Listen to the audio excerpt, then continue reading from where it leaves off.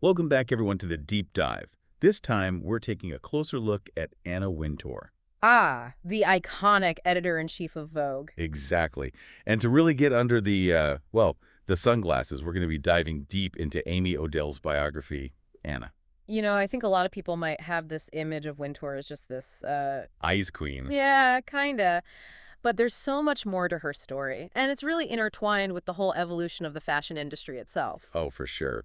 And speaking of evolution, let's give a shout out to today's sponsor, Cloudfit.ai.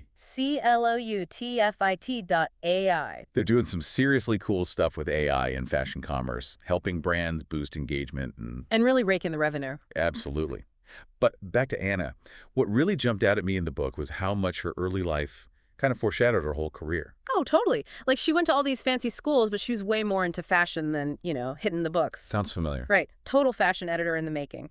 And get this, her first job at Biba, that super iconic London boutique. No way. How'd she land that? Connections, of course. Her dad hooked her up. Makes you think, how much of success in fashion is really just who you know? It's a good question, and it's something that comes up again and again throughout her career. Now, her time at Harper's and Queen was really key. That's where she honed her skills, like, Picking clothes, working with photographers, the whole 9 yards. yep.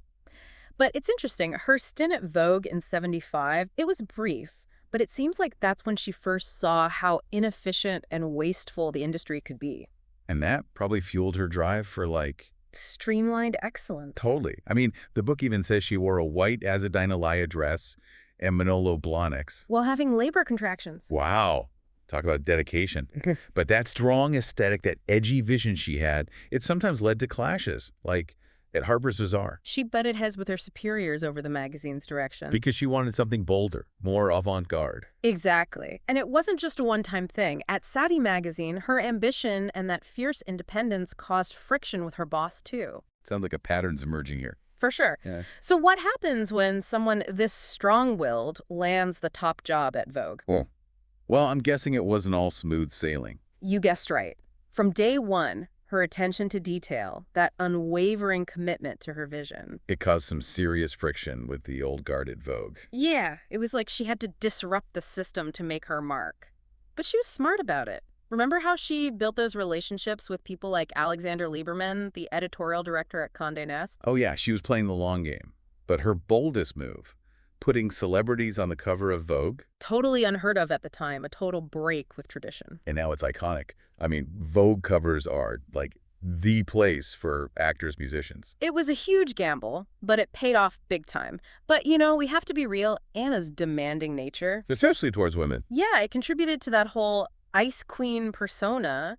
Some say those standards were vital for Vogue's success. Others saw it as, A bit. yeah. So how did she handle all the controversies? Like her stance on fur. I mean, tons of backlash. She never wavered. That's classic Anna. Unwavering conviction. Makes you wonder, how much was artistic vision versus business savvy? Fur was huge in luxury fashion back then. A really good point. It raises the question of just how much control she truly had. Was it always her call? Or were there pressures from, advertisers and the industry itself? Because the fashion landscape was changing even back then. We're not just talking about fur. There was this growing awareness of diversity and inclusion. And you start to see Vogue, under Anna's leadership, reflecting those shifts.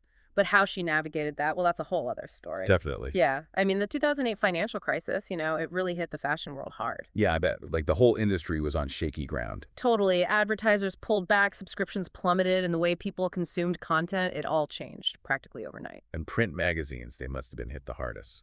Oh, absolutely. Even Vogue, with all its clout, it couldn't escape unscathed circulation, dropped newsstand sales tanked, and suddenly... The digital world became king. Exactly. That's where everything was heading. So how did Anna, someone so tied to print, react to all this? She adapted. It might not have been her first instinct, but she saw the writing on the wall.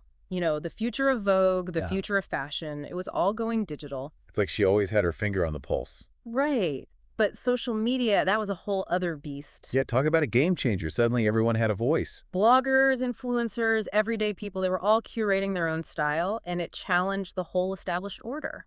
I mean, imagine Anna's world where Vogue dictates the trends. And suddenly all these new voices pop up. It must have been a lot to process. Oh, and don't forget she was going through a very public divorce at the same time. Oh, wow. Yeah, the New York Times even had a front page story about it. Exactly. So, yeah, a lot going on. So how did she handle this whole blogger Instagram star thing? Was she threatened?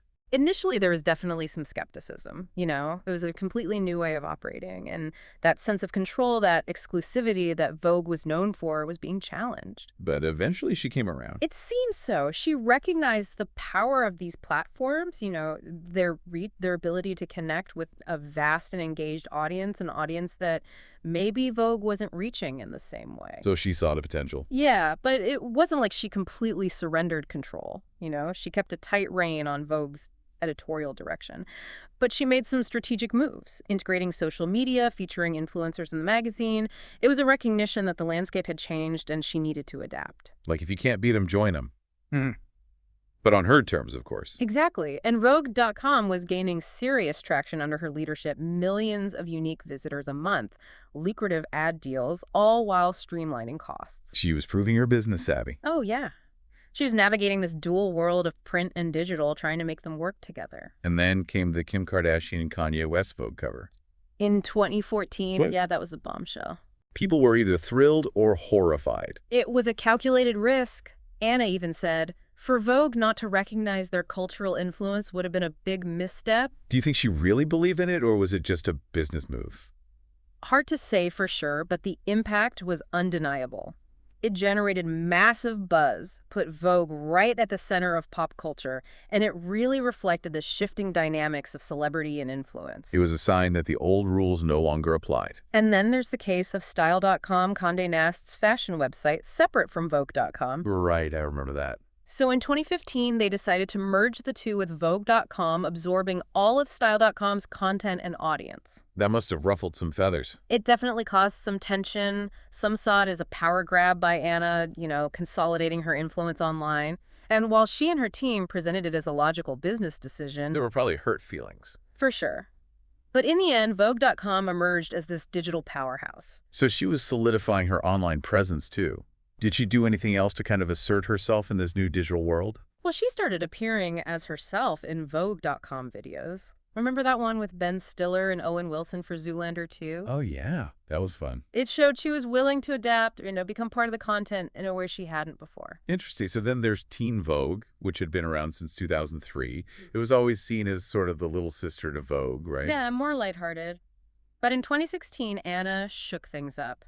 She appointed this trio of young editors to lead it. Was that her way of passing the torch? It was more complex than that. Philip Picardi oversaw the website, reporting directly to Anna, while Elaine Welteroth and Marie Suter joined him in this shared leadership role. 3 leaders for 1 magazine. It was definitely an unusual structure. Some even saw it as Anna setting up a kind of competition. Oh, wow. But the result was a teen Vogue that was bolder, more diverse, unafraid to tackle social and political issues. So Teen Vogue became a platform for activism. Exactly. It reflected the changing values of younger generations. Donald Trump's election, it sparked this wave of activism and Teen Vogue under its new leadership. It became a voice for that movement, a voice that really resonated with its audience.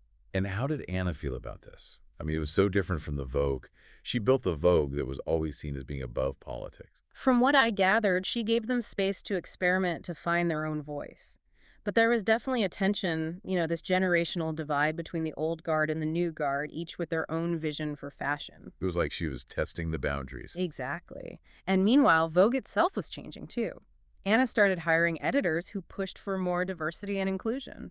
But was she truly on board, or was it just a response to external pressure? It's a question a lot of people have asked.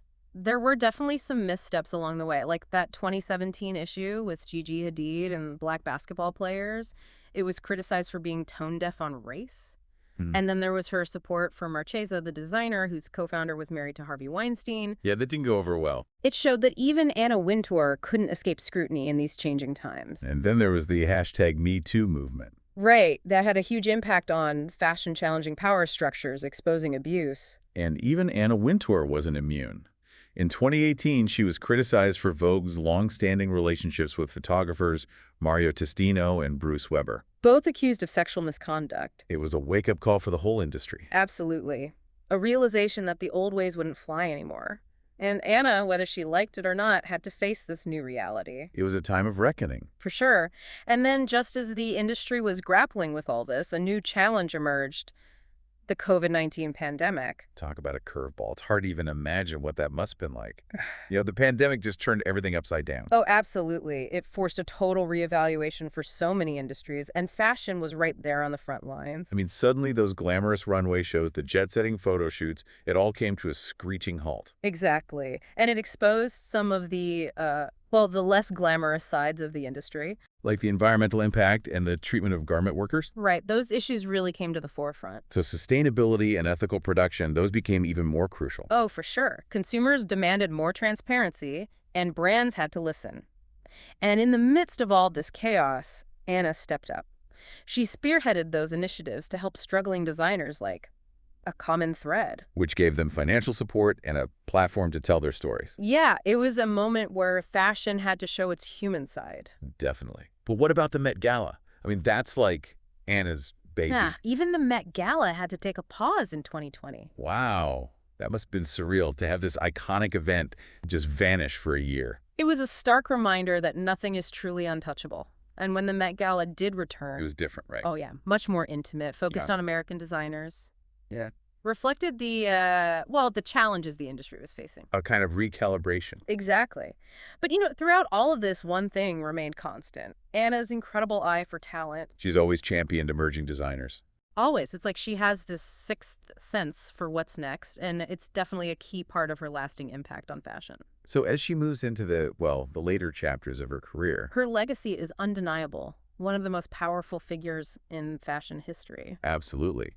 But what about the future? How do you think Anna's influence will continue to shape things? That's the big question, isn't it? But based on what we've seen from her so far, I think it's safe to say that her impact will be felt for years to come. She's left an indelible mark on the industry, revolutionizing magazine covers, embracing the digital age, championing diversity, navigating global crises. It's been quite a journey. It really has. And it makes you think about the future of fashion. Oh. What role will Anna play? What direction will the industry take? Exactly. And how can we as consumers, as creators, as part of this whole global fashion ecosystem, ensure that the future of fashion is more sustainable, more ethical, more beautiful? Those are questions worth pondering. And as we wrap up this deep dive into the world of Anna Wintour, I hope you, the listener, feel inspired to engage with fashion in a more informed and thoughtful way. Thanks for joining us.